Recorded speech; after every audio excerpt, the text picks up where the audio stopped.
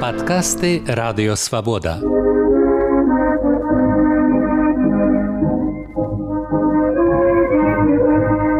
Падарожжа ў БНР з Сергеем Шупам.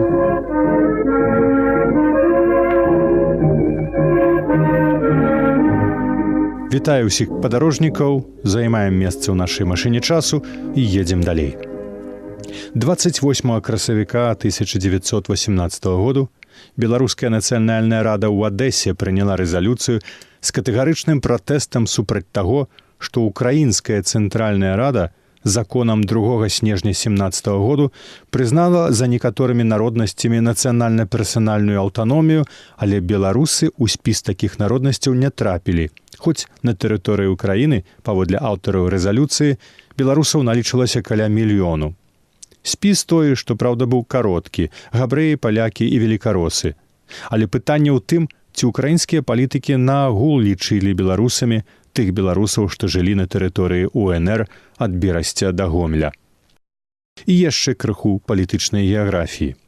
Апрача Беларусі БНРаўскай, пад нямецкай акупацыяй з лютага 1918, Беларусі пад бальшавіцкай, за дэмаркацыйнай лініяй, на якой спыніўся нямецкі наступ, Беларусі пад украінскай, паветы, што адышлі да УНР паводле берасцейскага міру, была яшчэ Беларусь, так званая заакопная, у зоне старой нямецкай акупацыі 15 году. Кіраванне гэтай часткай Беларусі ажыццяўлялася з Беластоку, і далейшы палітычны лёс гэтых земляў заставаўся няясны. Пра беларускі рух і падзеі ў Менску тамтэйшае заакопнае насельніцтва даведалася з прамовы генерала фон Гофмана ў Берасці, а пасля чытала ў заакопных газетах «Віленскім гомане», «Рускім вестніке», «Дзенніку віленскім». Пра гэта народнаму сакратарыяту расказаў неназваны хадок з Наваградку. Дарэчы, у красавіку беларускія палітыкі яшчэ вагаюцца з прызнаннем новых палітычных рэаліяў і называюць тое, што ўтварылася на ўсход ад дэмаркацыйнай лініі, так званай у двукоссі расійскай федэратыўнай савецкай рэспублікай закрыць двукоссі. Падкасты Радыё Свабода. Падарожжа ў БНР з Сергеем Шупам. Узнікалі ў беларускай палітыцы і камічныя сітуацыі. Рада БНР засядае 1 траўня. Прадстаўнік польскіх сацыялістаў Александр Прыстар выступае ў пытанні рэканструкцыі і выбараў прэзідыуму. Пасля сканчэння выступу Прыстара, які гаворыць толькі па-польску, устае Палута Бадунова і просіць перакласці ягоную прамову на беларускую мову. Старшыня пасяджэння задавальняе гэтую просьбу. Праз нейкі час выступае сама Бадунова, якая гаворыць толькі па-расейску. А пасля яе выступу радны Макар Косцевіч просіць перакласці яе прамову па-беларуску. Заля выбухае нястрымным рогатам. Фракцыя беларускіх эсэраў, 5 чалавек улучна са злапалучнай аратаршай, як пісалі газеты, узнімаюць шум і пратэст. Тэлеграма нямецкаму кайзеру паспрыяла развіццю беларускага палітычнага плюралізму. Наскрозь левая ад сваіх пачаткаў БНР пачала набываць іншыя колеры і выразна паправела. А левы фланг пакрыўдзіўся і абурыўся. Тамаш Грыб, народны сакратар земляробства, як удзельнік вялікай расійскай рэвалюцыі, назваў учынак паплечнікаў здрадай ідэі рэвалюцыйнага сацыялізму. «Не пад апекай буржуазіі, не пад абцасам нямецкага жаўнера я бачу лепшую будучыню нашай зруйнаванай і знішчанай старонкі і забітага абкрадзенага люду», піша ён у заяве аб выхадзе з народнага сакратарыяту.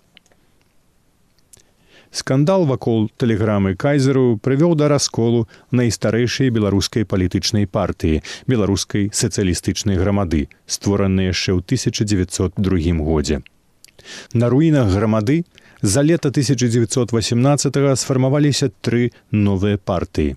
Леванародніцкая беларуская партыя сацыялістаў-рэвалюцыянераў, эсэраў, сярод лідараў Бадунова, Грыб, Мамонька, Заяц, з апорай на сялянства, цэнтрысцкая беларуская партыя сацыялістаў-федэралістаў, эсэфы, Крачэўскі, Захарка, Варонка і Завітаў, якая разлічвала на падтрымку заможнага сялянства, інтэлігенцыі і службоўцаў, і найменш левая ды найбольш інтэлектуальная беларуская сацыял-дэмакратычная партыя браты Луцкевічы, Лёсік, Смоліч, Тарашкевіч. Падкасты Радыё Свабода. Падарожжа ў БНР з Сергеем Шупам.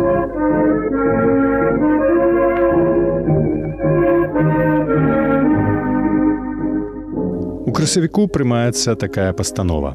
Народныя сакратары ад Беларускай Народнай Рэспублікі, разглядзеўшы даклад старшыні Язэпа Варонкі аб устанаўленні дзяржаўнай пячаткі рэспублікі, аднагалосна прыняў прапанову дакладчыка і зацвердзіў малюнак пячаткі беларуска-літоўскага князя Міндоўга пачатку 13 стагоддзя. У цэнтры пячаткі змешчаны малюнак пагоня у выпуклым і квадратным арнаменце з старажытна-беларускім узорам па баках. Гунька на кані з 3 зубцамі, у адрозненні ад круглай, па кругу надпіс у стылі летапісаў «Беларуская Народная Рэспубліка». Канец цытаты. Гэтым скончылася эпоха БНР з касою і граблямі. Са сцягам, праўда, узніклі складанасці. Вялікія ўскладненні ў гэтым пытанні ўзніклі ў сувязі з тым, што літоўцы, якія сапраўды не мелі ніякай нацыянальна-палітычнай эмблемы ў выглядзе сцяга, запазычылі некаторыя эмблемы ў беларусаў.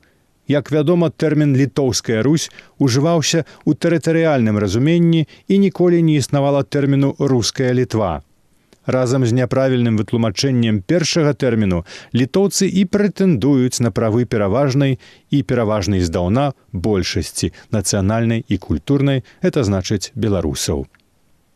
Жоўта-зялёна-чырвоны літоўскі трыкалёр быў прыняты тарыбай у якасці дзяржаўнага сцяга толькі 25 красавіка 18 году, а цэлы год перад тым існаваў варыянт, прапанаваны мастаком Жмуйдзінавічусам – чырвона-зялёны.